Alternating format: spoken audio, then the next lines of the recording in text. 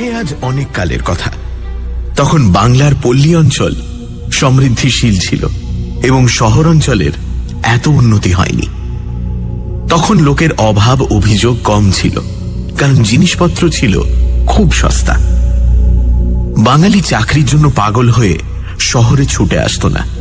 গ্রামের নদী, পুকুর ও শস্য ক্ষেত গ্রামবাসীদের অন্ন বস্ত্রের সংস্থান করত। গ্রামের জমিদার ও অবস্থাপন্ন লোকেরা তখন গ্রামেই থাকতেন। পরিবার সকল একান্নবর্তী ছিল এবং পুরুষেরা কেউ কেউ রোজগারের জন্য বিদেশে গেলেও বাকি সকলে গ্রামেই থাকতেন। সেই সময় বাংলার জনসংখ্যা অনেক কম ছিল, সেই জন্য জমি পতিত ও জঙ্গলাকীর্ণ ছিল। গ্রামের আশপাশ নির্জন থাকাতে লোকের মন ডাকাত ও ভূত প্রেতের ভয়ে আচ্ছন্ন ছিল। তখন গঙ্গা ময়রার মতো ভূতের রোজারা বহু রোজগার করতেন। শিকড় বাকড়ে লোকের বিশ্বাস ছিল, অবশ্য তাদের গুণও ছিল যথেষ্ট। সেই কালে আমাদের যশোর জেলার কোনো এক বর্ধিষ্ণু গ্রামে শ্রী দেবেন্দ্রনাথ ঘোষ বাস করতেন।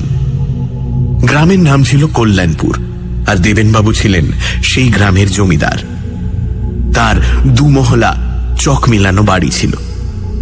বাইরের মহলে ছিল জমিদার বাবুর বৈঠকখানা, নায়েব গোমস্তাদের দপ্তর এবং বাইরের কোনো অতিথি এলে তাদের থাকবার ঘর। বাইরের মহলের পর উঠোন, তারপরেই অন্দর বাড়ি। বাইরের উঠোনের রক থেকে অন্দরমহলে যাবার একটি গলিপথ ছিল, অর্থাৎ বাইরের উঠোনের অন্দরের দিকের রক থেকে সেই গলিপথ দিয়ে অন্দরের উঠোনের রকে যাওয়া যেত। অন্দর বাড়ির মস্ত উঠোন, সেই দিকেই রান্নাবাড়ি, ভাড়ার ঘর, দাসীদের থাকবার ঘর ছিল। অন্দরের দোতলায় দেবেনবাবুর পরিবারবর্গ বাস করতেন। কল্যাণপুরের 10 মাইল উত্তরে উষা গ্রামে দেবেনবাবুর জমিদারি ছিল। এই গ্রামে নায়েব তহসিলদার ছিলেন রামচন্দ্র পাল। তার একটি মাত্র ছেলে নরেন বা নরু। সে এবছর এন্ট্রেন্স পরীক্ষা দেবে। টেস্ট পরীক্ষায় উত্তীর্ণ হলে নরেন রামবাবুকে বলল, বাবা, আমাদের বাড়িতে তো মোটে 2টি ঘর। আমার পড়াশোনার বড় অসুবিধে হচ্ছে। ইউনিভার্সিটি পরীক্ষার আগে এই 2 মাস আমি যদি অন্য কোনো স্থানে থেকে পড়তে পারতাম, তাহলে আমি পাস সম্বন্ধে নিশ্চিন্ত হতে পারতাম।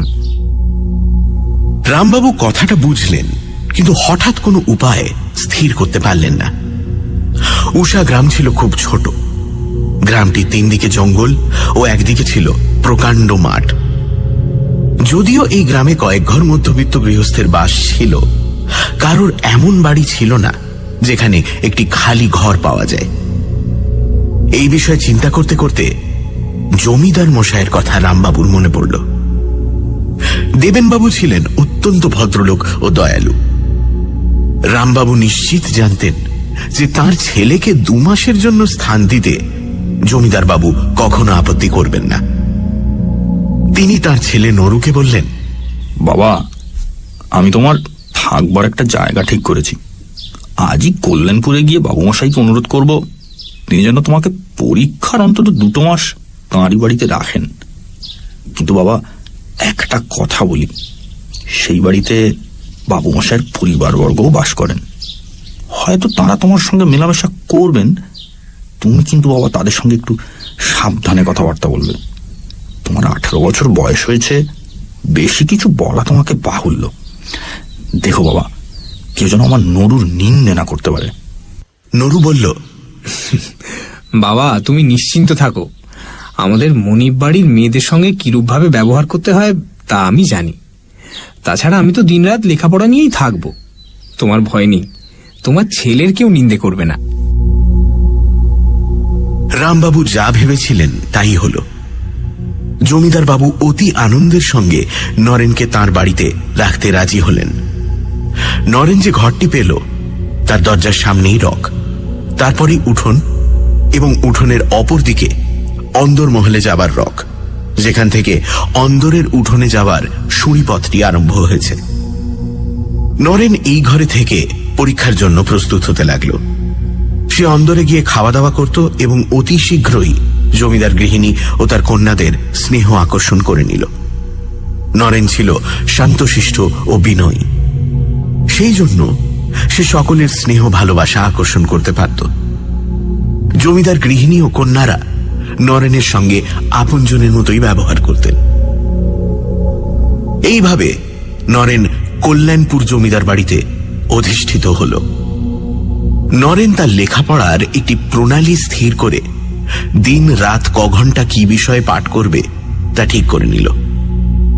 রাতে খাওয়া দাওয়ার পরও সে ঘন্টা 2 লেখাপড়া করত। রাত ঠিক 12টা বাজলে লেখাপড়া বন্ধ করে তার ঘরের বাইরে রকে বসে হাত মুখ ধুত এবং ঘরে গিয়ে দরজা বন্ধ করে শুয়ে পড়ত। একদিন রাতে ঠিক 12টার সময় রকে বসে হাত মুখে জল দিয়ে নরেন যখন উঠে দাঁড়ালো, উঠোনের অপর দিকে অন্দরে যাবার রকের দিকে তার নজর পড়ল। নরেন দেখল যে সেখানে 19-20 বছরের একটি সুশ্রী মেয়ে দাঁড়িয়ে আছে। নরেন তাকে চিনতে পারল না। সে তাড়াতাড়ি দরজা বন্ধ করে শুয়ে পড়ল। পরদিন রাত্রে নরেন পড়ছে আর ভাবছে, কে সেই মেয়েটি? অত রাত্রে রকে দাঁড়িয়ে কি করছিল? আজও সে আসবে নাকি? নরেন পড়ে আর মধ্যে মধ্যে মেয়েটির কথা ভাবে। এই দোনামোনা করতে করতে রাত 12টা বাজল। নরেন বাইরে হাত মুখ ধুতে গিয়ে প্রথমেই ওদিকের রকে দৃষ্টি নিক্ষেপ করল। দেখল ঠিক সেইখানে সেই মেয়েটি দাঁড়িয়ে আছে। নরেন লজ্জা পেল, কিন্তু অদম্য কৌতূহলবশত মেয়েটির দিকে চেয়ে রইল। মেয়েটিও নরেনকে এক দৃষ্টে দেখছিল। ক্রমে মেয়েটি আস্তে আস্তে নরেনের দিকে এগোতে লাগল, যেন নরেনকে কি বলবে। ক্রমে মেয়েটি উঠোনে নেমে ধীরে ধীরে নরেনের দিকে আসতে লাগল, কিন্তু নরেন আর অপেক্ষা করল না। তার বুক ধড়ফড় করছিল। সে তাড়াতাড়ি ঘরে ঢুকে দরজা বন্ধ করে দিল। নরেনের সে রাত্রিরে ভালো ঘুম হল না। পরদিনও সারাদিন মনটা উচাটন হয়ে রইল। এই মেয়েটি কে? কোথাও দেখেছি বলে তো মনে পড়ছে না। এত রাত্রে সে আমার ঘরের দিকে কেন আসছিল? গোড়ায় ভাবছিলাম বাবুদের বাড়ির কোনো মেয়ে, কিন্তু তাও তো নয়। মেয়েটি কি ভালো মেয়ে নয়? অথচ মুখ দেখে তো সেরকম মনে হয় না। মুখে একটা সরল সরল ভাব, যেন আমায় কিছু বলতে চায়। দেখি আজও যদি আসে তাহলে ওর পরিচয়টা জানার চেষ্টা করব। নরেন সারাদিন এই সব কথাই ভাবল। কিছুতেই মেয়েটিকে মন থেকে সরাতে পারল না। সেদিন একটুও পড়াতে মন বসাতে পারল না।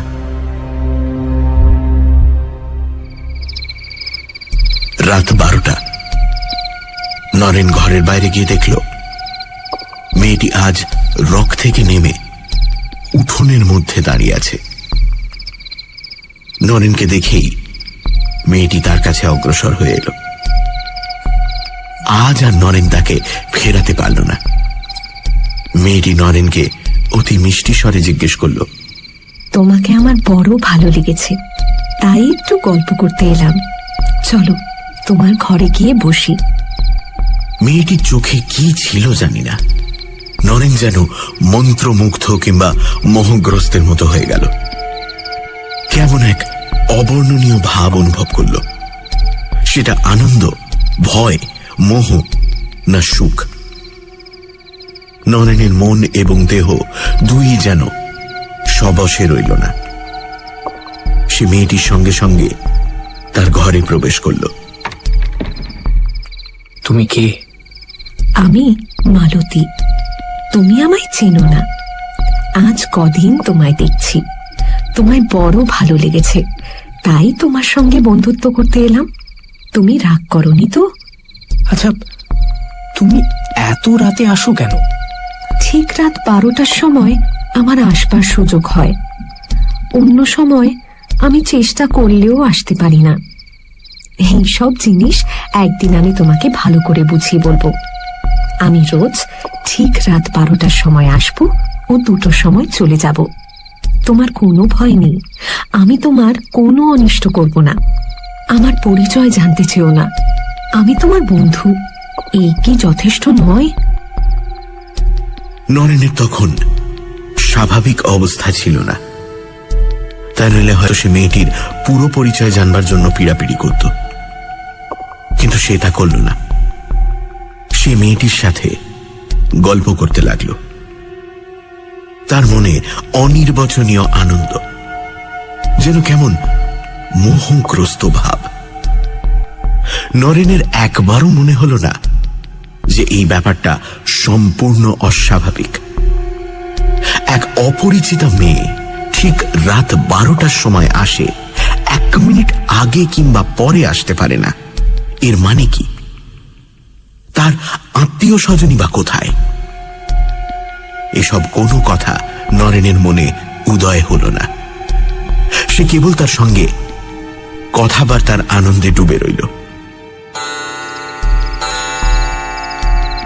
রাত 2টো বাজতেই মেয়েটি উঠে বলল, আজ যাই, কাল ঠিক 12টায় আসবো। বলে মেয়েটি ঘরের বাইরে চলে গেল। নরেন প্রায় সঙ্গে সঙ্গে বাইরে গিয়ে আর মেয়েটিকে দেখতে পেল না। সারা উঠোন খা খা করছে, আর রকে কোনো জনমনীষী নেই।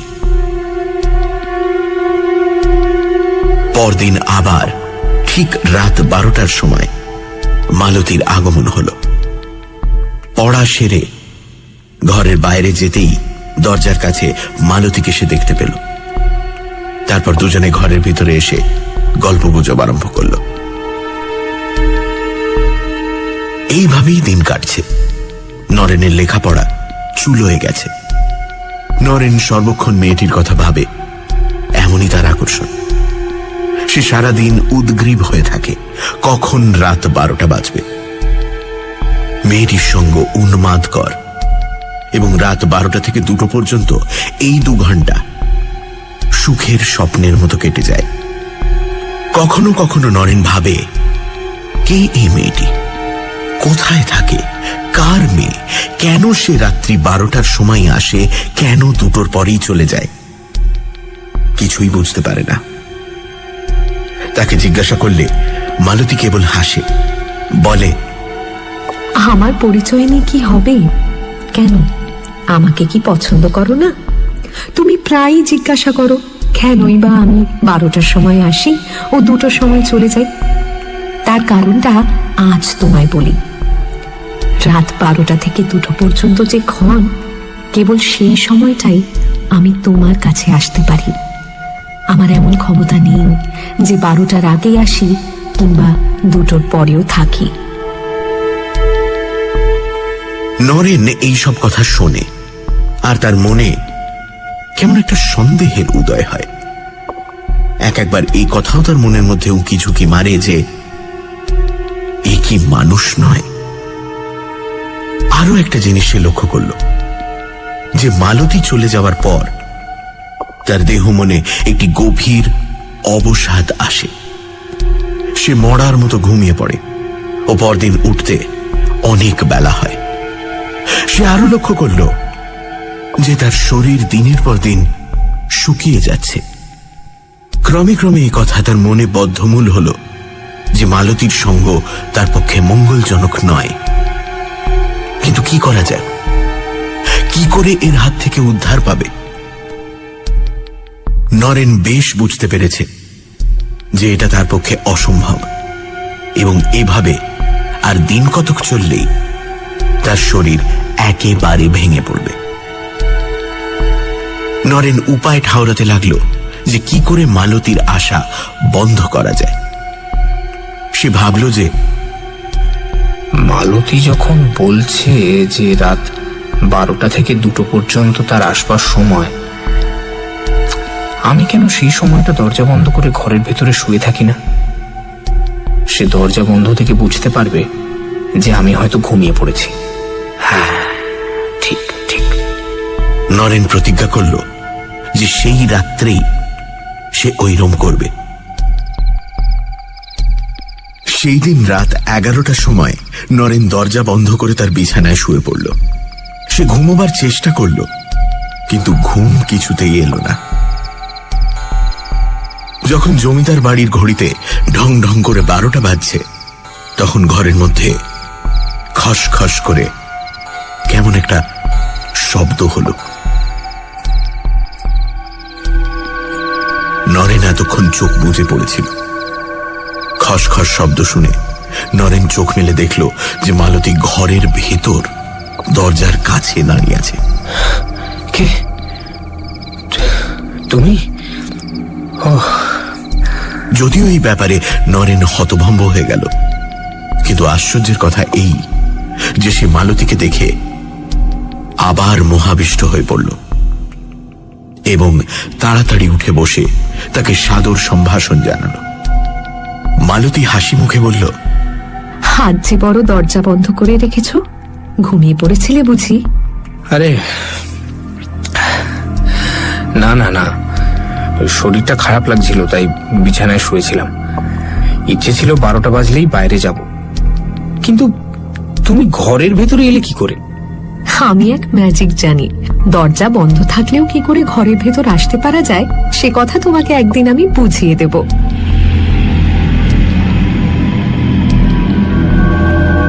সে রাত্রে মালতী চলে গেলে নরেন এক মুহূর্ত ঘুমোতে পারল না।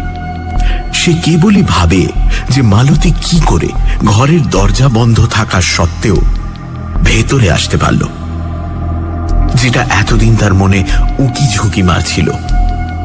এখন সেই ধারণা বদ্ধমূল হল। মালতী যে মানুষ নয়, কোনো মৃত স্ত্রীলোক, এই ধারণা তার মনের ওপর চেপে বসল। কিন্তু আত্মা তো অশরীরী, সে দেহ ধারণ করে কি করে? ক্রমে নরেনের মনে পড়ল যে মালতী বারবার বলেছে কেবল রাত 12টা থেকে 2টো পর্যন্ত সে নরেনের কাছে আসতে পারে। নরেন ভাবল হয়তো কেবল এই সময়টুকুর জন্যই সে স্থূল দেহ ধারণ করতে পারে। নরেনের এই সম্বন্ধে কোনো জ্ঞান ছিল না এবং কোনো স্থির সিদ্ধান্তে উপনীত হতে সে পারল না। তবে এটা সে স্থির বুঝল যে এইভাবে আর কিছুদিন চললে, পাশ করা দূরে থাকুক, তার প্রাণ সংশয় হবে। সানডে সাসপেন্স, শুধুমাত্র মির্চি 98.3-তে। গল্পের পরবর্তী অংশ ব্রেকের পর।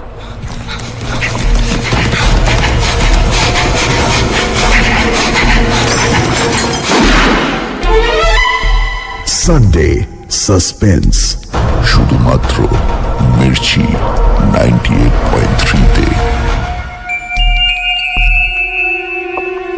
শুনছেন তুষারকান্তি ঘোষের প্রেতে ও মানুষে।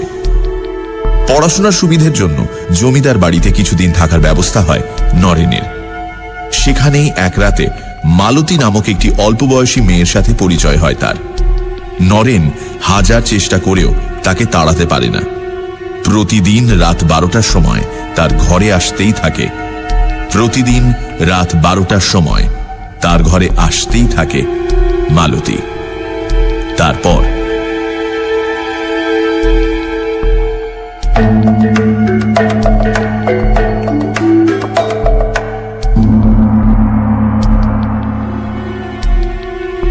এর 2-4 দিনের ভেতরই নরেন কঙ্কাল সার হয়ে পড়ল। ভয় ও প্রেতসঙ্গ তার শরীর আর মনকে দগ্ধ করে দিল। দিন রাত তার খাওয়া নেই, ঘুম নেই, কেবল রাত্রে ওই 2 ঘন্টা সে ভুলে থাকে। এমনই মালতীর আকর্ষণ, আর এমনই নরেনের মোহ। বাড়ির সকলে দেখল যে নরেন শুকিয়ে যাচ্ছে। একদিন গৃহিণী অনুযোগ করলেন যে সে যেন রাত জেগে বেশি পড়াশোনা না করে। তার পুষ্টিকর খাবারেরও বন্দোবস্ত করলেন, কিন্তু কোনো ফল হল না। তখন গৃহিণী একদিন জমিদার বাবুকে নরেনের শারীরিক অবস্থার কথা জানালেন। দেবেনবাবু নরেনকে ডেকে পাঠালেন ও তাকে বহু প্রশ্ন করলেন। নরেন প্রথমটা লুকোতে চেষ্টা করেছিল, কিন্তু প্রশ্ন বাণে জর্জরিত হয়ে শেষটায় নরেন সেই মেয়েটির কথা বলে ফেলল। একটি ভদ্রলোকের মেয়ে রাত্রে ঘরে আসে শুনে জমিদারবাবু চমকে উঠলেন ও বারবার সেই মেয়েটির পরিচয় জিজ্ঞাসা করলেন। নরেন বলল, আমি অনেক জিজ্ঞেস করেছি, কোনো পরিচয়ই ও দেয় না। তুমি তাকে ঘরে ডেকে আনো কেন? না না, আমি ডাকি না, সে আপনি আসে। তুমি ঘরের দরজা বন্ধ করে থাকো না কেন? তুমি তো বলছো যে সে রাত 12টার আগে আসতে পারে না। তুমি তার আগেই দরজায় খিল দিয়ে শুয়ে পড়ো না কেন? আমি দরজা বন্ধ করে দেখেছি, দরজা বন্ধ থাকলেও সে ঘরে আসে। জমিদারবাবু অবিশ্বাসের হাসি হেসে বললেন, তুমি কি গাঁজাখুরি কথা বলছো? দরজা বন্ধ থাকলে সে আসবে কেমন করে? তা জানি না, বোধহয় তার কোনো অমানসিক ক্ষমতা আছে।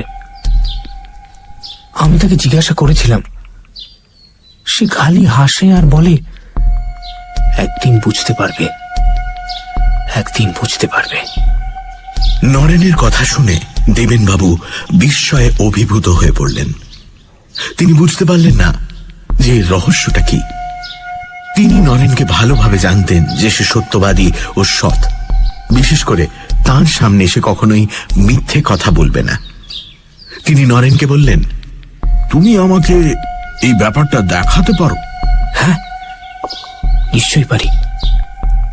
আপনি রাত 12টা বাজার একটু আগে থাকতে আমার এই পাশের ঘরটায় লুকিয়ে থাকবেন, তাহলে সবই দেখতে পাবেন, সবই শুনতে পাবেন। দেবেনবাবু তখনই নরেনের ঘরে গেলেন ও দরজা জানলা সব তন্ন তন্ন করে পরীক্ষা করে বুঝলেন যে দরজা বন্ধ থাকলে বাইরে থেকে সে ঘরে আসা একেবারে অসম্ভব।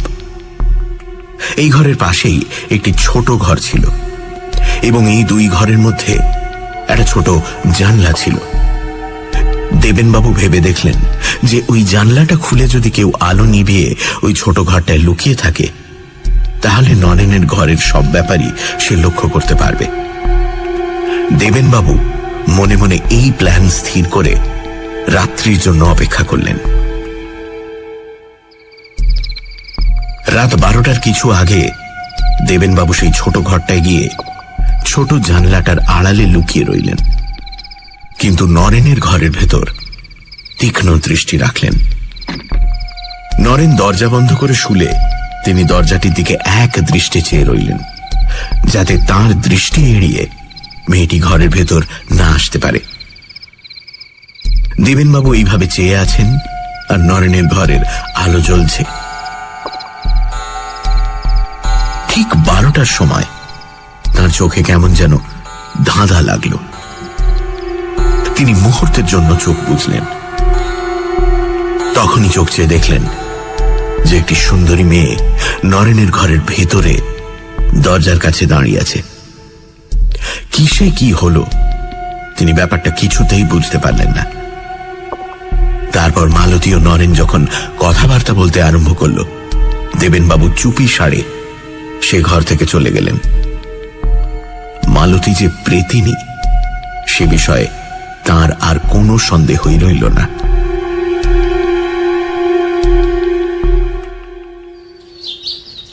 পরদিন সকালেই দেবেনবাবু নরেনের বাবাকে এক জরুরি পত্র লিখে ঘোড়সওয়ার দিয়ে উষা গ্রামে পাঠিয়ে দিলেন। সে পত্রে তিনি লিখলেন, তুমি এখনই এসে নরুকে তোমার গ্রামে ফিরিয়ে নিয়ে যাও, নইলে তার প্রাণ সংশয়। আর নরেনকেও ডেকে বললেন যে তার বাপকে আনতে লোক গিয়েছে, তিনি এলেই যেন তার সঙ্গে নরেন গ্রামে ফিরে যায়। নরেন খুব রাজি, কারণ রাত্রের ওই 2 ঘন্টা ছাড়া নরেন সবশে সাধারণ মানুষের মতোই থাকে। সে বুঝল এর হাত থেকে বাঁচতে গেলে তার পলায়নেই মঙ্গল। সেই দিনই নরেনের বাবা এলেন। নরেনের শরীরের অবস্থা দেখে এবং সব কথা শুনে ভয়ে দুঃখে তিনি পাগলের মতো হয়ে পড়লেন। তিনি কাঁদতে কাঁদতে জমিদার বাবুকে বললেন যে তিনি সেই দিনই নরুকে নিয়ে যাচ্ছেন। দেবেনবাবু বললেন, শুধু নিয়ে গেলে হবে না, একজন ভালো ওঝাকে দিয়ে নরুকে দেখাও। ওকে পেতনিটা যেভাবে পেয়েছে তাতে ছাড়ানো সহজ নয়। রামবাবু বললেন যে তিনি তাই করবেন। সেই দিনই তারা